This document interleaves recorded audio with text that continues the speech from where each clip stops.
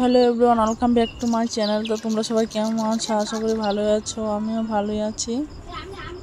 তো আবার আজকে চলে আসলাম একটা নতুন ভিডিও নিয়ে। তো দেখতেই পাচ্ছ সকাল সকাল এটা হচ্ছে আমাদের বাড়ির সামনের ভিউটা দেখতে পাচ্ছ, কত সুন্দর লাগছে। আর এই দেখতে পাচ্ছ সামনে এগুলো সব হচ্ছে ফুল ক্ষেত। আমাদের যত রকমের ফুল লাগে সবগুলোই আছে এখানে। আমাদের বাড়িতে ফুলের নার্সারি আছে, তোমাদের যদি কারো লাগে এসে নিয়ে যেতে পারো, ঠিক আছে? আমি ঠিকানা দিয়ে দিব। আর এগুলো হচ্ছে চন্দ্রমল্লিকা ফুল।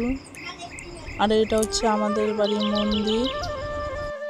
আর এদিকে দেখতে পাচ্ছ আমি ফুল বানতে বসে পড়েছি, ফুলগুলো প্যাকিং করব, তারপর কারো সকালে নিয়ে যাবে বাজারে বাবা। তো এটা হচ্ছে আমার বাবার বাড়ি, আমার শ্বশুর বাড়ি নয়।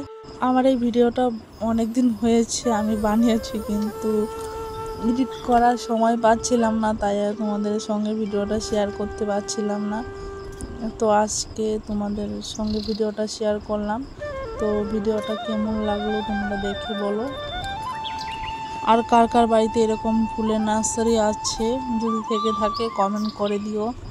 ঠিক আছে, টাটা, বাই বাই সবাইকে, ভালো থেকো, সুস্থ থেকো।